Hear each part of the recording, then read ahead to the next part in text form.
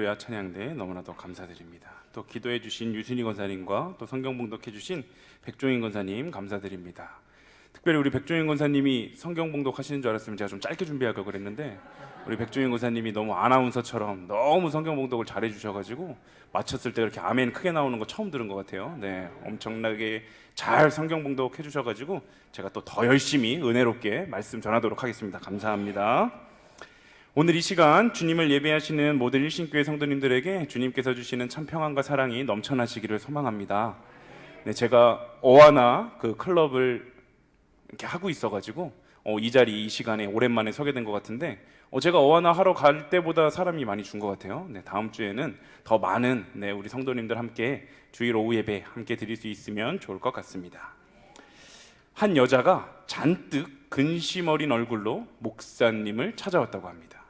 목사님, 저는 계속 같은 자리를 맴돌고 있어요. 새로운 삶을 살고 싶지만 늘 작심삼일이어서 새해에 세운 계획도 지금은 모두 잊어버렸습니다.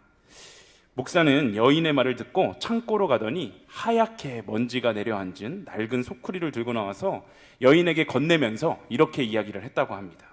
이유는 묻지 말고 여기에 물을 가득 담아오시기 바랍니다.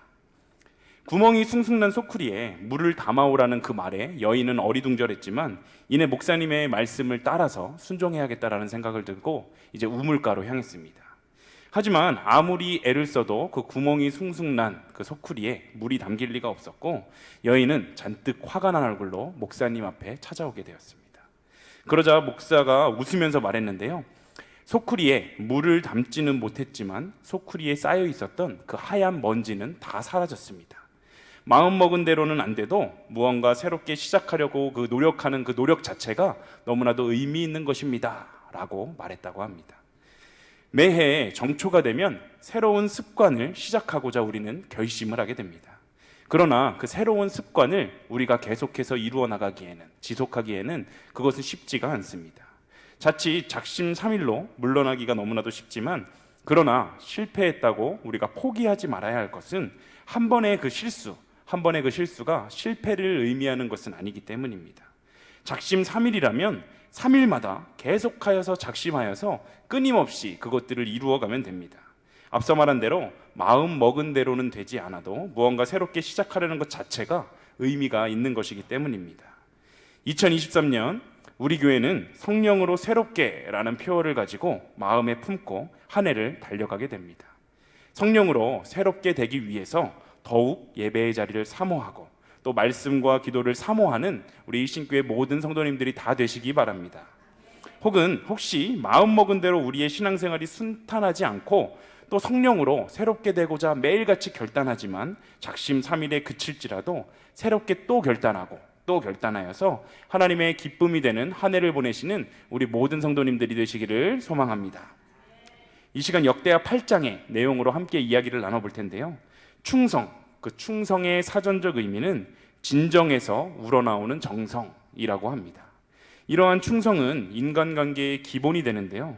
부모와 자식 간, 또 부부지간 등 사람과 사람 사이에 충성 없이 살아갈 수가 없습니다. 이렇듯 사람 사이 관계에서도 빼놓을 수 없는 이 충성은 하나님과 우리들 사이에도 마찬가지로 꼭 필요한 것입니다. 오늘 본문에 등장하는 솔로몬은 하나님께 충성을 다했으며 또 그로 인해 하나님의 큰 은혜, 또 하나님의 큰 축복을 받았었던 사람입니다. 그는 다윗을 이어서 왕이 될 수가 있었고 예루살렘 성전을 짓는 특권까지도 누리게 되었습니다. 오늘 본문 1절 말씀을 우리가 함께 읽어보도록 하겠습니다. 오늘 본문 1절입니다. 솔로몬이 여호와의 전과 자기의 궁궐을 20년 동안에 건축하기를 마치고. 아멘. 하나님이 말씀하신 그 모든 일에 열심으로 또한 충성을 다했었던 그 솔로몬은 하나님의 성전을 건축하는 일에도 정말 자신의 인생을 다 바칠 만큼 충성하여 그 명령을 수행했습니다. 대부분의 사람들은 자기가 맡은 일 처음에는 열심으로 충성하긴 하지만 오랜 시간이 걸리면 중도에 포기해버리는 사람들이 너무나도 많습니다. 잠시 동안은 물질의 희생이나 또 체력적인 희생을 감수하면서도 하나님의 그 명령을 위해서 충성하며 봉사하는 듯 하지만 시간이 지나면 지날수록 처음의 마음은 잊어버리고 결국 그 일을 중단하기에까지 이릅니다. 또한 일이 힘들고 어려우면 마지막까지 마무리하지 못하고 그냥 중도에 포기해버리는 경우도 있죠. 하나님의 일을 할 때 잠시 충성하기는 쉬워도 지속적으로 또 꾸준히 오랜 시간 동안 충성하는 것은 굉장히 힘든 일입니다. 그런데 오늘 본문 솔로몬의 그 이야기를 보면 20년 동안이나 변함없이 하나님의 말씀에 순종하며 지속적으로 하나님께서 맡겨주셨던 그 일을 위해서 헌신한 사람이 바로 오늘 본문 1절에 등장하는 솔로몬이라는 사람입니다. 솔로몬의 충성은 성전을 짓는 그 일에서 그치지 않았습니다. 그는 여호와의 전과 왕궁을 지은 이후에도 계속해서 왕으로서 자신이 해나가야 되는 일들을 해나갔고 또 계속적으로 하나님의 나라를 세우는 그 일을 감당했습니다. 본문 3절에서 9절까지는 이러한 솔로몬의 변함없는 충성과 헌신을 잘 보여줍니다. 광야의 국고성을 건축하였고 또 견고한 성읍을 건축하였으며 예루살렘과 레바논에서 건축하고자 하는 것들 다 건축하였습니다. 이렇듯 일생 동안 하나님께서 맡겨주신 일에 열정을 가지고 계속해서 충성하는 것, 바로 이것이 솔로몬이 하나님께 크게 쓰임받고 또 큰 복을 받게 한 그러한 동력이었는데, 이것은 오늘을 살아가고 있는 우리들에게도 동일하게 중요한 것입니다. 그렇다면 바로 우리에게 하나님이 맡겨주신 그 사명은 무엇일까요? 하나님이 우리에게 맡기신 그 사명, 각자에게 다양하게 참 많은 것들이 있겠지만 주님의 자녀인 우리들에게 공통적으로 하나님께서 맡기신 그 사명은 바로 하나님께서 가장 기뻐하시는 그 일, 모든 족속을 제자로 삼으라 라는 그 명령을 지키는 일입니다. 하나님 나라는 하나님의 통치가 이루어지는 곳입니다. 우리의 가정과 직장과 지역과 교회가, 그리고 이 나라가 하나님의 뜻에 순종하도록 우리는 최선을 다해야 합니다. 여전히 하나님과 원수된 자리에서 심판을 향해 가고 있는 사람들에게 예수 그리스도를 전하고 또 제자를 삼는 일에 우리의 온 삶을 바쳐야 합니다. 사도행전 1장 8절은 이렇게 이야기하는데요, 우리가 함께 읽어보겠습니다. 함께 읽습니다. 오직 성령이 너희에게 임하시면 너희가 권능을 받고 예루살렘과 온 유대와 사마리아와 땅끝까지 이르러 내 증인이 되리라 하시니라. 아멘. 성경은 분명히 우리가 예수님의 증인이다 라고 말하고 있습니다. 증인이 되려면 조건이 있는데, 일단 어떠한 사실을 증명하기 위해서 본 것이 있거나 들은 것이 있어야 합니다. 그런데 증인의 조건은 보고 듣는 것에 그치는 것이 아니라 사랑의 마음, 그 사랑의 마음까지도 있어야만 진정한 증인이 될 수가 있습니다. 종종 길을 지나다가 보면 교통사고 목격자를 찾는다는 그 현수막이 걸려있는 것을 보게 됩니다. 언제 몇 시에 난 사고를 본 사람이 있으면 보상을 해줄 테니까 꼭 좀 연락을 달라고 하는데, 이러한 현수막이 필요한 이유는 사람이 없는 그 한적한 곳에서 교통사고가 났을 때 아무리 인적이 드문 사고였다 하더라도 목격자가 한 명쯤은 있을 법이 하지만 아무도 그 일에 대해서 증언을 해주는 사람이 없기 때문에 그러한 현수막을 달아놓는 것입니다. 증언을 해주는 사람이 없는 이유, 이 이유도 너무나도 간단한데요, 바로 귀찮기 때문입니다. 괜히 사고 현장을 목격했다고 나섰다가 경찰서에서 오라가라 하는 일들이 너무 많아서 성가신 일이 한두 가지가 아니기 때문에 그 사람들은 보상까지도 하겠다, 현수막을 걸면서라도 그렇게 증인을 찾는 것입니다. 그런데 만약에 인적이 드문 곳에서 사고를 당한 사람, 바로 그 사람이 우리가 아는 사람이었다면, 우리가 잘 아는 사람이라면 완전히 이야기가 달라집니다. 그때에는 보상금이나 나의 귀찮음이 문제가 전혀 되지 않고 그 사람을 돕기 위해 적극적으로 증인의 역할을 감당하게 되죠. 무슨 차이입니까? 내가 그 사람을 아느냐 모르느냐, 즉 내가 그 사람에게 돕고자 하는 자발적인 선한 마음, 사랑의 마음이 있느냐 없느냐의 차이입니다. 이러하기에 증인은 자기가 무엇인가를 보고 들었다고 해서 무조건 다 증인이 되는 것이 아니라 바로 사랑의 마음이 있어야 진짜 증인이다 라고 말할 수 있는 것입니다. 이러한 맥락에서 예수님께서 우리에게 증인이 되라 라고 말씀하신 것에 대해서 한번 생각해 보면 좋을 것 같습니다. 예수님의 증인이 되기 위해서 우리는 가장 먼저 예수님에 대해서 보고 들은 것이 있어야 하고 그것에 더불어서 사랑의 마음, 이 사랑의 마음이 꼭 있어야 합니다. 증인을 헬라어로 마르티스라고 합니다. 그 마르티스에서 파생된 영어 단어가 바로 순교자라는 뜻입니다. 증인이 된다는 이야기는 바로 순교자가 된다라는 이야기입니다. 예수님을 너무나도 사랑해서 나의 목숨까지도 아끼지 않고 내놓을 수 있어야 진정한 예수님의 증인이 될 수 있다라는 말입니다.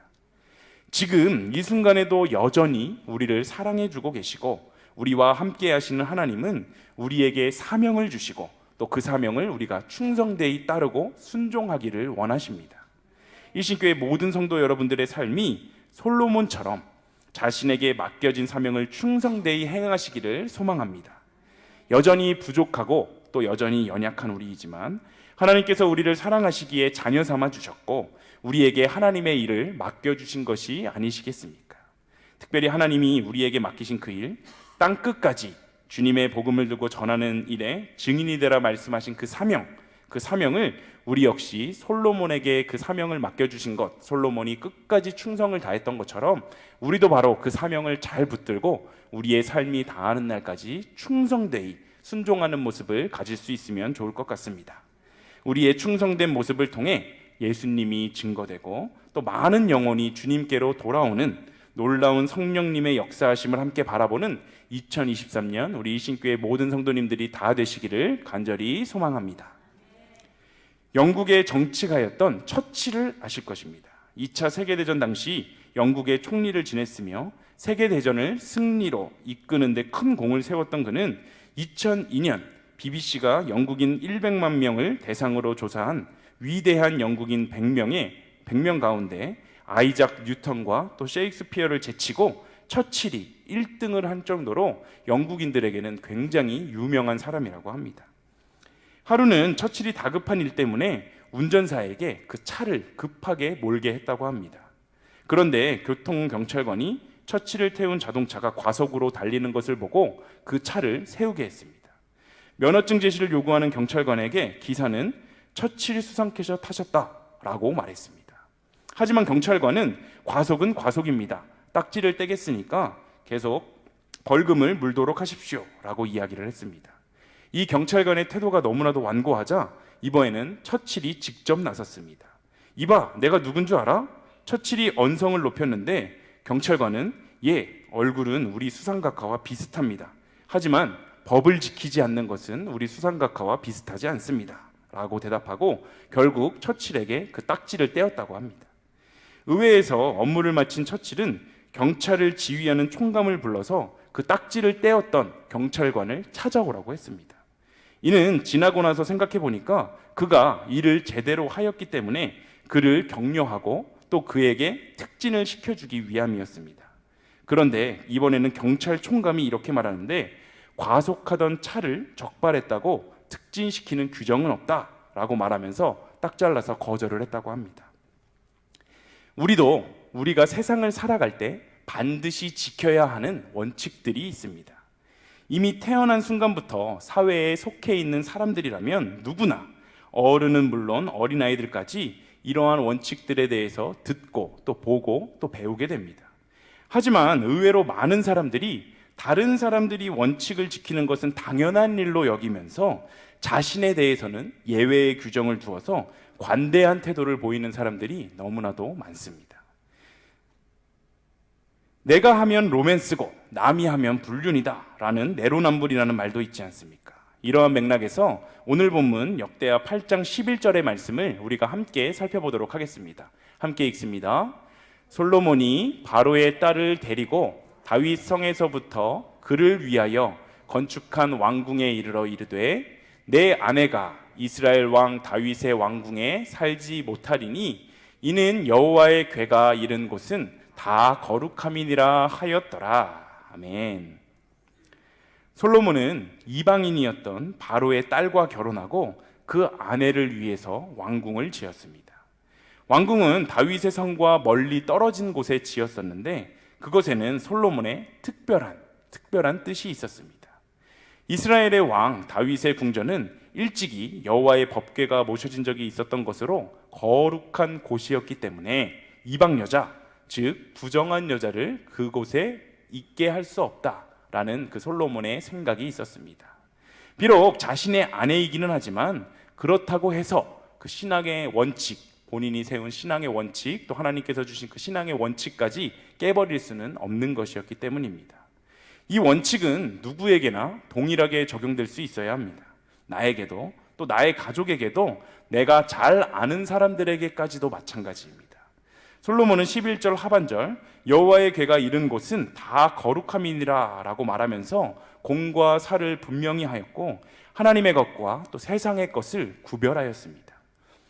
솔로몬 왕은 자신의 아내일지라도 그 다윗의 궁에 거하지 못하게 했는데, 그 이유는 바로 바로의 딸인 왕후가 비록 개종했다 할지라도 다윗의 궁과 같은 거룩한 장소에 머무는 것은 자신의 아내일지라도 합당하지 못하다고 생각을 했기 때문입니다. 그는 왕의 권위를 내세워서 얼마든지 누가 뭐라 하든지 간에 상관없이 왕이었기 때문에 자신의 권위를 이용해서 자신의 아내를 그 다윗의 궁에 살게 할 수 있었습니다. 하지만 그는 하나님의 법궤가 보존되어 있던 그 장소를 거룩하게 구별하였고, 솔로몬은 하나님에 대한 그 율법, 하나님께서 주셨던 율법을 소중하게 여기고 그것을 끝까지 따르기 위해 노력했습니다. 그는 무분별하게 행동하지 않았고 하나님의 거룩함을 계속해서 존중하였는데, 이러한 솔로몬의 노력 덕분이었는지 솔로몬의 통치 기간 동안 큰 번영, 하나님께서 큰 복을 내려주셨습니다. 오늘을 살아가는 우리의 삶을 살펴보아도 모범을 보여야 할 위치에 있으면서 오히려 그것을 특권으로 생각해서 원칙에서 벗어나는 혜택을 받으려는 그러한 사람들이 우리의 사회에도 너무나도 많지 않습니까? 우리나라만 보아도 국민의 세금으로 월급을 받으면서 그 책임은 생각하지 못하고 자신의 지위를 악용해서 자식을 불법으로 그 병역의 의무에서 빼내려고 노력하는 사람들도 있고, 특정 고급 정보들을 미리 빼내서 자신의 부를 늘리는데 활용하는 사람들도 너무나도 많습니다. 그러나 아무리 사회적으로 보다 높은 지위나 권한을 가지고 있다 하더라도 모든 사람에게 적용되는 그 원칙에 어긋나서는 안 되는 것입니다. 솔로몬은 모세의 율법과 그 다윗의 언약을 지켰기 때문에 형통한 삶을 살 수 있었습니다. 그는 철저히 하나님의 말씀에 순종하고 다윗의 규례를 존중하면서 나라를 통치했는데, 바로 이러한 모습이 하나님이 보시기에 참 기쁨이 되었고, 하나님은 그 솔로몬의 왕국을 넓혀주시고 확장시켜 주셨습니다. 이렇듯 하나님 말씀 중심의 삶, 하나님 말씀에 순종하는 삶을 사는 자들에게는 형통의 은혜가 있습니다. 라이언 일병 구하기라는 영화가 있습니다. 네 형제가 전쟁에 참가했는데 위로 3명의 형제가 죽고 막내인 라이언 일병만 생존하게 되는데, 그로 인해 밀러 대위를 포함한 8명의 군인이 그 라이언 일병을 구해오라 라는 명령을 받게 됩니다. 생각해보면 그 한 명을 구하기 위해서 8명의 군인들이 적진으로 들어간다는 것은 말이 되지 않습니다. 전쟁 상황이기 때문에 임무를 수행하다가 죽을 수도 있기 때문에 영화에서는 이 명령으로 인해서 아주 큰 갈등이 묘사됩니다. 그럼에도 불구하고 갈등은 갈등이고 군인에게 임무는 임무이지 않습니까? 군인에게 갈등이 있다는 이유로 임무를 외면하는 것은 말이 안 됩니다. 군인은 자신들에게 명령이 내려진 이상 그 임무를 수행할 뿐입니다. 신앙도 이와 비슷한 것 같습니다. 그리스도의 군사인 우리들은 우리가 원하는 일을 하는 것이 아니라 바로 성령님께서 원하시는 일을 해야 합니다. 일상의 삶에서도 성령님을 의식하며 우리가 하고 싶은 대로 우리 마음대로 살아가는 것이 아니라 성령님이 원하시는 삶을 살아내는 것이 바로 우리 신앙의 척도가 됩니다. 그렇습니다. 우리에게 가장 중요한 것은 바로 하나님의 말씀에 순종하는 삶을 살아내는 것입니다. 하나님께서 원하시는 것은 그저 사람들에게 보여주기 위한 겉만 번지르르 한 그러한 예배가 아니라 그저 묵묵히 하나님의 말씀을 잘 듣고 또 순종하는 삶을 살아내는 것입니다. 우리는 삶의 모든 자리에서 주님의 말씀에 순종하는 자세가 필요합니다. 우리가 주님의 부르심에 순종하는 삶을 살아간다면 오늘 본문 솔로몬의 삶에 형통함을 주셨던 그 하나님은 오늘날 우리를 통하여 바로 나를 통하여 하나님의 놀라운 사역들을 이루어 나가시고 또 열심히 순종하는 우리의 모습을 통해 기뻐하시며 또한 우리에게 큰 복을 허락하시는 분이 바로 우리의 하나님임을 우리가 반드시 기억했으면 좋겠습니다. 오늘을 살아가는 우리도 솔로몬이 하나님께 받았던 큰 번영을 누리기 원한다면 우리도 그와 같은 삶을 살아내야 합니다. 하나님은 당신의 말씀에 순종하는 자를 기쁘게 여기십니다. 또한 하나님은 우리가 하나님의 말씀에 순종하기만 하면 언제나 우리와 함께 하셔서 우리를 도우시는 분이십니다. 그러므로 우리는 어느 때나 어떤 상황에서나 하나님의 말씀에 순종하는 삶을 살 수 있어야 합니다. 우리가 이 세상의 삶 속에서 때때로 실패를 경험하는 것, 이것은 하나님의 명령이 우리가 실현할 수 없는 불가능한 일이기 때문이 아니라 우리가 하나님의 말씀에 불순종함으로써 하나님께서 그 상황 가운데 우리와 함께 하시며 우리를 도우실 수 없기 때문입니다. 그러므로 우리가 어떠한 상황 속에서도 순종의 마음을 갖고 하나님을 신뢰하며 담대히 나아가기만 한다면 아무리 불가능해 보이고 아무리 어려워 보이는 일이고 또한 상황이 좋지 않아 보이더라도 우리의 삶에 하나님께서 언제나 함께 하심으로 승리하는 삶을 살아낼 수 있음을 믿으시기를 소망합니다. 세상의 모든 것에는 길이 있습니다. 공중을 자유자재로 날아서 세계 어느 나라든지 가고 오는 비행기도 제 마음대로 다니는 것 같지만 비행기가 다니는 항로가 다 있습니다. 만약 항로를 이탈하면 비행기끼리 충돌 사고가 일어날 수도 있고 또 자칫 다른 나라 영공을 침범하여 국가적 분쟁이 생길 수도 있습니다. 바다를 항해하는 배들도 다니는 항로가 있죠. 만약 그 길을 지키지 않으면 암초에 부딪혀서 파손할 위험이 있습니다. 또 하늘을 날아 수천 킬로미터를 날아오는 철새들도 오고 가는 길이 있어서 해마다 정확하게 그 길을 따라서 날아오곤 합니다. 세계에서 가장 높은 히말라야 산을 등반하는 등반가들이 히말라야 최고봉을 오를 때에도 깎아지르는 듯한 바위와 만년설로 뒤덮인 산 정상을 향해 올라갈 때도 반드시 그들은 올라가는 길이 있습니다. 만약에 그 길로 가지 않고 제 멋대로 올라가게 된다면 길을 잃어버리고 또 길을 잃는 것뿐만이 아니라 목숨까지도 잃을 수가 있습니다. 그렇습니다. 우리가 반드시 기억해야 하는 것은 우리가 신앙생활을 하는 것은 하나님이 지시하시고 또 가르쳐 주신 하나님의 계명과 그 하나님의 법도대로 하면 쉽게 하나님의 뜻을 이룰 수가 있고 하나님이 약속하신 그 놀라운 축복도 우리가 받을 수가 있다는 사실입니다. 우리가 하나님을 믿고 예수를 믿는다는 것은 바로 하나님의 말씀대로 순종하며 살아가는 것입니다. 그러므로 이제부터는 내 맘대로 내 고집대로 나 편한 대로 살아가는 것이 아니라 온전하게 하나님의 뜻대로 살며 하나님의 말씀을 지켜 믿음의 삶을 살아내시는 우리 모두가 되었으면 좋겠습니다. 이러한 순종의 삶을 살아갈 때 오늘 본문의 솔로몬과 같은 하나님의 큰 복이 우리의 삶에도 임하게 될 것임을 믿으며 특별히 2023년 성령으로 새롭게 되어 하루하루 기쁨과 감사의 삶을 살아내시는 일신교회 모든 성도님들이 다 되시기를 간절히 소망합니다. 이 시간 함께 주신 말씀 기억하며 사명이라는 찬양을 부르며 결단하는 시간을 갖도록 하겠습니다. 함께 찬양하겠습니다.